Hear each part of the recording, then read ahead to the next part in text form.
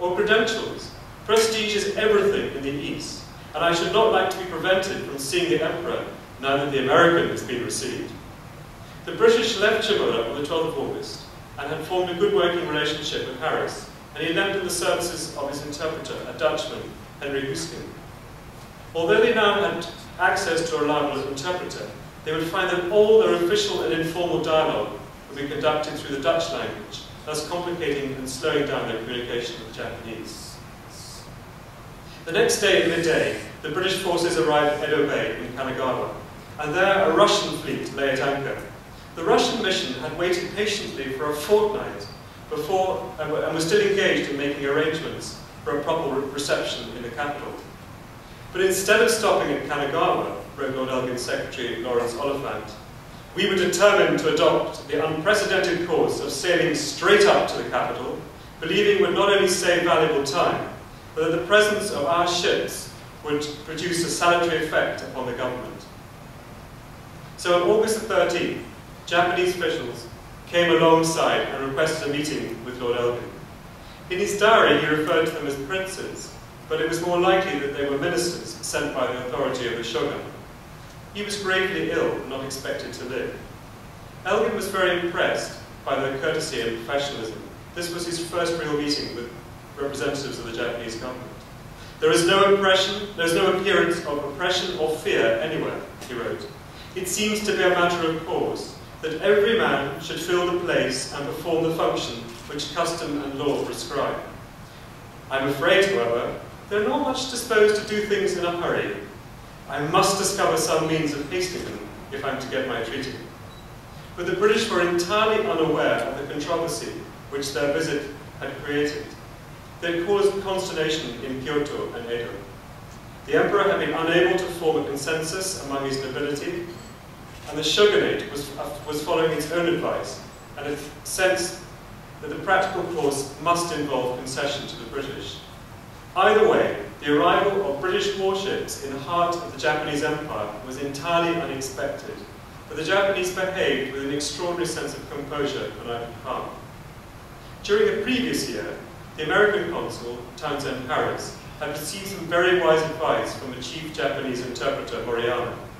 He now attached himself to the treaty negotiations with the British mission, and he had told Harris, of every 10 men in authority, 3 would favour opening the treaty ports at once, 2 opening them after some delay, 3 would be prepared to yield without resistance to a threat of force, but 2 would fight to the last. August the 17th, the British landed at Edo, and the naval detachment provided a marine band which played Rule Britannia. Following a procession through the city, the mission was taken to the Togenzi temple complex, and Lawrence Oliphant, Lord Elgin's secretary, describes the reaction of the onlookers. The crowd was wild with excitement. The inhabitants poured out to see us pass. Not that the people were the least disorderly. They laughed and stared and ran parallel with us until stopped by a barrier, for the Japanese are perfect in the management of crowds. In this building, the mission discovered that the walls were only made of paper, and in the morning people were queuing up and poking holes in them to see the British getting dressed. I found this was all alarming. Next slide. On the 19th of August, Elgin with his colleagues visited the foreign ministers in the citadel for the first time. Following their guides deep into the shogunate, Oliphant described the initial formal meeting.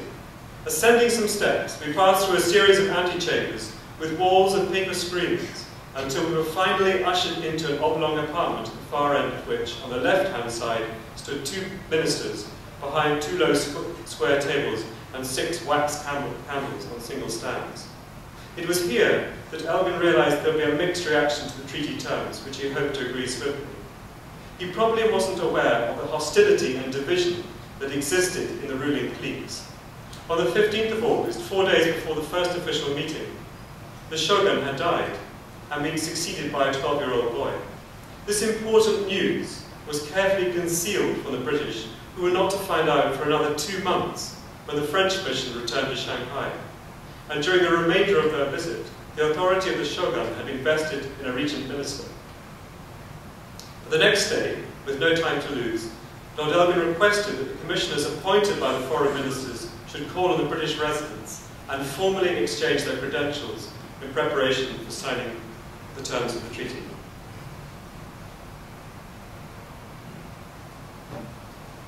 The 6 commissioners appeared and proceeded to work. Our guests sat down with great readiness to luncheon and made formidable inroads on the ham, the dish which they most highly appreciate. They also indulged freely in champagne. Indeed, so conscious were they of entering upon business, they expressed the hope that the treaty would not taste of ham and champagne. And now that we settled down to work, everybody lighted a cigar and a pipe, and a great deal of business was accomplished. The Japanese insisted that the commissioners should be watched by government minders, but Elgin objected. His secretary explained. Lord Elgin remarked there already were 6 Japanese commissioners to 1 English minister, and that any further accession would be quite unfair, on which the commissioners replied that it did indeed take 6 Japanese heads to cope with such an English head as they saw before them, and in fact felt quite unequal to the task. The following day, Elgin and his party returned from a ride in the country to find the commissioners arriving unannounced at lunchtime. They protested that they weren't in the least bit hungry, but it would seem very much that they'd come for ham and champagne, writes Lord Elgin. I answered that unless the proper amount of ham and champagne could be consumed, it would be impossible to proceed with the treaty. This arrangement at once seemed to decide them. They'd evidently fasted carefully, and after luncheon we had great difficulty getting through 15 articles. But over the course of the next week, the British and Japanese negotiating teams completed all 24 articles of the treaty. Although Elgin had been instructed by his government to base the terms of the treaty on the Chinese Treaty of Tianjin, he adopted the more conciliatory approach of Townsend Harris, which had proved acceptable to the Japanese. And briefly, this treaty permitted the opening of 5 international treaty ports, 3 naval bases, the opening of all Japanese markets to UK exporters, without any intervention from Japanese authorities. But controversially, it recognised that foreigners would be immune from prosecution under Japanese law. And the insertion of a foreign coinage clause and a most favoured nation clause were to prove damaging to Japanese interests. This was the receipt which we have, which was given by the Japanese in return for Lord Elgin's credentials. And the next slide shows the gift which the shogun gave us. Elgin expressed concerns about the circumstances which forced the Japanese to acquiesce to the treaty terms. Afterwards, his secretary reflected on his experience of dealing with the Japanese. The cordiality of our reception at Edo was in certain quarters a mask, which a somewhat shallow diplomacy led them to assume in order to avert a danger they deemed imminent and which they dared not meet. But he went on to warn British trading interests. Unless our diplomacy is conducted upon principles to make us respected as a nation at the outset, it will be impossible for us in the long run to maintain satisfactory relations. With so quick-sighted and intelligent a people, moral influence may be made to operate more effectively than physical force. It is no less vital that our merchants set an example of rigid adherence to treaty obligations. Elgin made the case for high ethical standards, but this may say more about him than about British imperialism in the Far East. There is much evidence of exploitation and subjugation. But the opportunity granted by the development of Japan in the half-century following the treaties stimulated a fascinating response from many Europeans and Americans. These were individuals whose curiosity and enterprise contributed greatly to the country's emergence as a world power by 1905. So in seeking a destination to this historical journey which we're taking this morning, I wanted to focus finally on the contribution made by my countrymen, by Scots, whose participation in the discovery, the transformation, and interpretation of Japan reflected their various roles as entrepreneurs, as teachers, as engineers and artists and writers. Their common experience converged in the emergence of a deep respect for Japan, for its culture and its people, the result of which would have undoubtedly pleased Lord Elgin. Within a year of the 1858 treaty being ratified, a young Scottish businessman, Thomas Blake Glover, sailed from Hong Kong to Nagasaki to trade in tea on the instructions of his employers, Jardine Matheson & Co. This is the bust of Glover, which stands in the very famous Glover Garden in Nagasaki, which many of you may have already seen. Over the next decade, he helped to transform the Japanese economy and played a major part in launching the coal mining, shipbuilding, and armaments industries. In 1865, he imported the first steam locomotive to Japan. In 1867, he provided the first Western-built warships to the Japanese Navy. The modern origins of Mitsubishi date from the acquisition of his dockyard and mining interests, and he is still revered in Japan as the founder of the Kirin Brewery. In many regards, Glover epitomized the concept of the 19th century wandering Scot, well-educated, highly entrepreneurial, and representative of one of the best educated societies in Europe, and organized effectively as among the world's most successful networks of entrepreneurs. In the United States, emigrant Scots such as Andrew Carnegie or Andrew Mellon built industrial and financial empires that eclipsed the record of other immigrant groups. It was a similar experience in Canada and Australia and India. But in Japan, very few Scots established themselves and their descendants as an immigrant community. Rather, as teachers or engineers and entrepreneurs, such as Glover, they extended their influence as transnationals.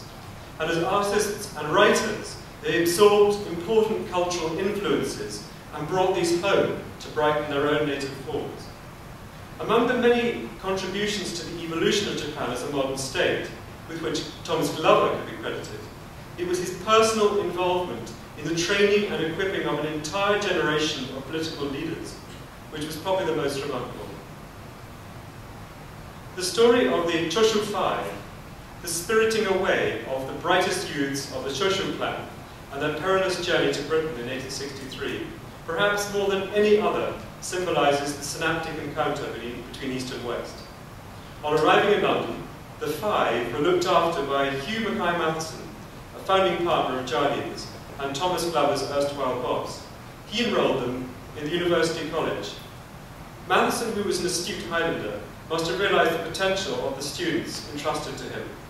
Each evening, he shared his dining room at his home in Hampstead with the future finance minister, the future director of railways, the future director of the Osaka Mint, and the future minister of works and founder of the Imperial College of Engineering. But his most gifted student, Ito Urubimi, would later become the Meiji Emperor's first prime minister, serving on 4 occasions between 1886 and 1901. In 1872, after the restoration of the Meiji Emperor, the Iwakura mission was dispatched to Europe and to the US to gather intelligence on Western technology and culture.